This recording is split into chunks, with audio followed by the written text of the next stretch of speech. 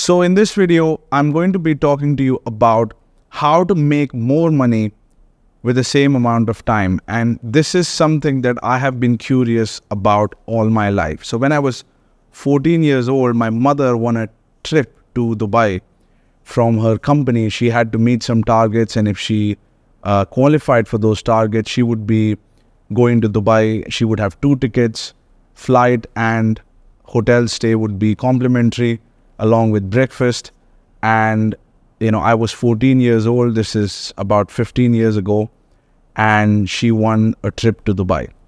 And I will talk about why I'm telling you this story.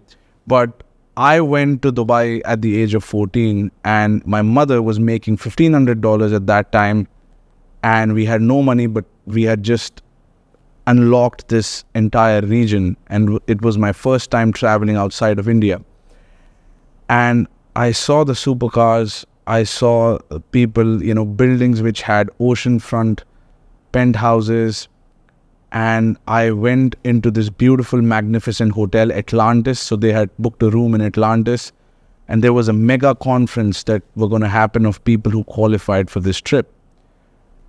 And I attended the conference, and it was just, everything was just mind-blowing. And for the first time in my life, coming from India, when I went to Dubai, I saw how people lived there, and it absolutely blew my mind. There was a completely different world opened up in my mind that I did not even think existed. It was almost like I was in this fantasy land, and I saw a couple of CEOs walking outside of the fine dine restaurant that was inside the hotel, next to a beautiful, beautiful woman. And I was like, how are these people able to afford these things?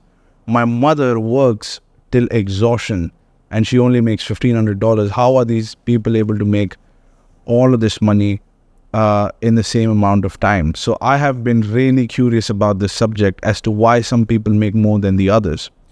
And I discovered the answer recently through several mentors that I've had. I've done over 50 courses now. I've negotiated multi-million-dollar deals in UAE, ironically, and I've managed to bring together high-powered senior executives together as well. So I've understood a thing or two.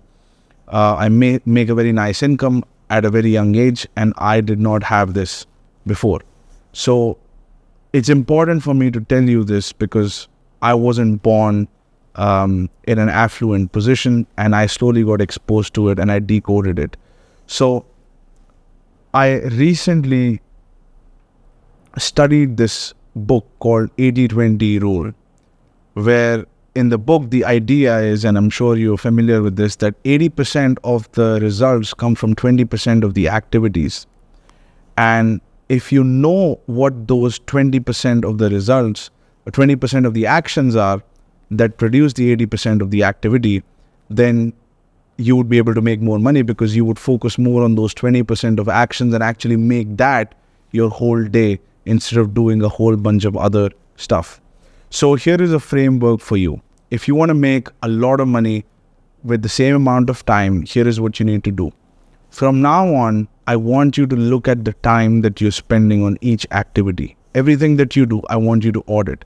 The people that you meet, the tasks that you perform, and mainly the people that you interface throughout the day.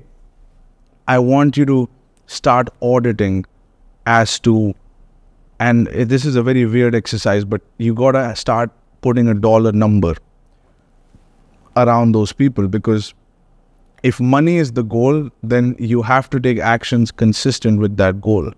You cannot act inconsistent with that goal. So if you want to create financial abundance, you want to make more money in less time, you have to think financially.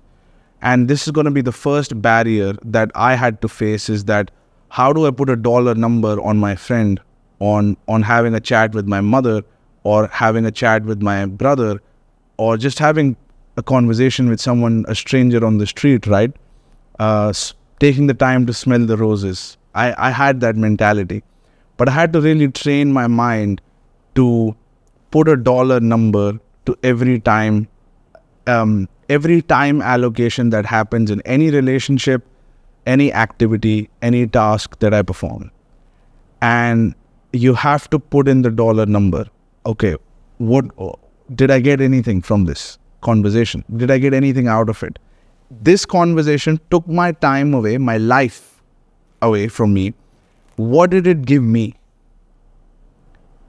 And I want you to do this audit. And I want you to put a financial number on every single task that you perform. Is it a $2 activity, a $10 activity, a $50 activity, a $100 activity, a $1,000 activity, $10,000, $1 million activity? Which of these categories does that task fall into? And I'll give you an example. My girlfriend, and we are not together anymore, but when she was here, she was doing the dishes one day. And I asked her, how much money do you get paid to do the dishes? And she was like, I don't get paid anything. In fact, so I was like, how much money do you save? And she said, I don't save any money because in the evening, the maid is going to come and do the dishes. So I was like, then why are you doing the dishes? You have a business to build. And she was building a project, her healthcare fitness business on YouTube. And I was like, you have a business to build and you're completely acting inconsistent with that goal. And I was just holding her to account. And she was like, I didn't think like that. I don't think financially like that. And I was like, but you will have to start to think financially because you have to manage your time. There's only so much time in the day, and there's only so much time in your whole life time. You have to sleep, you have to eat, you have to go to the washroom. You will waste a little bit of time here and there. So you actually have very few productive hours. How do you allocate this hour for maximum return? And this term has gotten really famous, return on investment of capital, but we don't talk about return on time. What was the return on my time? What did I get out of this thing financially? This relationship that I have with a bunch of my friends, like, what am I getting out of it? Are they even connected with my goal? And I know it's a little bit extreme, but this conversation is not for everybody. This conversation is if you want to create financial abundance, then there will be a price to pay. And I had to pay that price, and I had to think financially. And even sometimes hang out with someone that I may not want to hang out with, but I got to do it because there is a financial incentive and there is money to be made, and to be honest, like now, after I've started to do this, I'd rather spend time with my customers than my friends, to tell you very frankly. It's a much better experience for me personally because it's a mutually beneficial relationship. So let's look at it. Every task has a dollar amount. It's adding something into your life and taking away something from your life. So doing a dishes, what's the value of that activity? So that would depend on how much money you can pay someone to do that work in a month and how much time it took for you to do it. And then based on that, you can calculate what's the dollar value of this task. And similarly, you have to find leverage in the tasks that you perform. And one of the most highly leveraged activities that you could do, and you would find this common among billionaires, you would find this common among many individuals who have made a lot of money, the most highly leveraged activity that you can do is to do public speaking. If you look at Elon Musk, Jeff Bezos, Mark Zuckerberg, Bill Gates, Dan Pena, Andrew Tate, I mean, so many guys, Grant Cardone, Robert Kiyosaki, all of these guys are in the public eye, and they are into public speaking. And a lot of these individuals were introverts. They are the founders of tech companies. They are naturally introverted, but you could almost notice their level of wealth exploding when they started to come in the public arena. And if you look at Elon Musk, a couple of years ago, you had a few videos of Elon, a couple of news interviews that he had, but right now he has so much of content online. I mean, he's going on so many podcasts and so much publicity, and he's become like proper mainstream famous. He was famous, people knew him, but he wasn't as famous as he is now. And I mean, it's just crazy. Everybody knows about him. And a couple of years ago, I would tell people about Elon and nobody knew about him. He was worth around $10 billion at that time.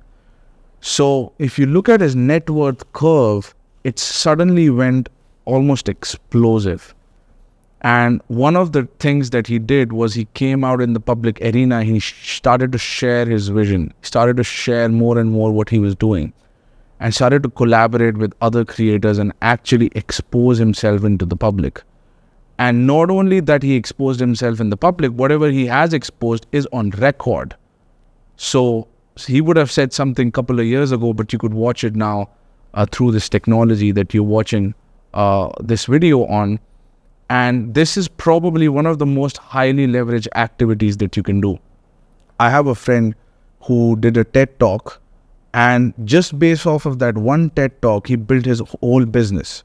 So that 1 hour that he spent, and he did it a couple of years ago, and since then he hasn't posted any videos. That 1 hour in front of an audience, recorded, and TED Talks, posting it on their channel, had just absolutely exploded his business. And whether you are into real estate, whether you're into banking, I don't care what field you are in, you have to start talking about it, start showing it. And you might be thinking that, oh, this is, a very, I have a very boring kind of job. But a lot of the people have, believe that they have boring jobs, but when they start to share it, something comes out of it. Or maybe even if you don't want to share about your job, you could share about something else. But the important thing is to be exposed to the public eye. Grant Cardone has a very famous quote where he says, if they don't know you, they can't do business with you. You have to get known. You have to expose yourself to the public domain. And that's one of the activities. I'm just giving you an example. One of the activities that's highly leveraged, that has high leverage. And these type of activities are going to have a high fear and high risk index. You may get a lot of hate. You may, the words may not come out properly. You may make a fool out of yourself, and that may be on record, right? So these high profile individuals, they expose themselves to that kind of pressure, and there is a price to pay. But in terms of the time efficiency, it's just absolutely explosive. And most of the people that you see on the road walking down the road, you'd see normal people, they don't expose themselves to the public eye. Everybody wants to live their own private little life. And my girlfriend wanted to, my ex-girlfriend wanted to make a lot of money. And I told her, you got to stop being so private. Like, enough of the private bullshit, expose your life stories, expose your pain story. And we were really digging down into her past. And I said, share the story. It's such a beautiful, moving story. And she said, no, this is private. I was like, okay, fine. There's going to be a price to pay for you to be a private individual, right? You want to expose yourself. So that's one of the activities that's highly leveraged. Maybe in your field, there is something else that you may find. I remember I was reading this book, 80-20 Principle, and the author of this book said that he did a public speaking event. It wasn't even his event. He just went and spoke at someone else's event. And the money that he made in 1 hour, he used to make an entire month. So whatever he was making in an entire month, he made it in 1 hour just because he gave that talk. And he was like, what if this is all that I do? What if this is all that I do? What if I just, live on the fucking stage? How many opportunities will I get? Because instead of doing one-on-one networking and one-on-one conversation, you are putting yourself in a position where thousands of people are exposed to you. And there is going to be an explosion of opportunity that's going to come your way once you start putting yourself in these highly leveraged positions. And whenever I enter into a room, I look at who's the most powerful individual here. and what is it that they're doing? How can I put myself in that position? When I met the CEO of a $3.5 billion company, he was doing public speaking at that event. Everybody had come to network and meet each other at the event, but he's the one who had the most productive time, because whether an individual was able to introduce to someone or not, everybody knew who he was. Whether somebody in that room, somebody else, got to meet everybody or not, or get known in front of everybody or not, everybody knew who he was because he was the public speaker. And due to that, he had the maximum exposure to opportunity. And it was a high pressure role. It was at the top of the Burj Al Arab conference room in Dubai. But he was used to that. And he's a guy that is used to limelight. I mean, he has just this power. The reason he has this power is because he puts himself in highly leveraged, highly powerful situation. And he attracts a lot of business opportunities by doing public speaking events. And he has very few one-on-one conversations. He meets me, he meets some billionaires or high-ranking royal family members. And that's the opportunities that he is involved in. And the reason he's involved with my project is because my project also deals with large ticket. Every conversation that I've had with him one-on-one was at least $1 million value minimum. I don't talk to him about a couple of $1,000s or tens of thousands of dollars. I bring him opportunities that are worth millions of dollars.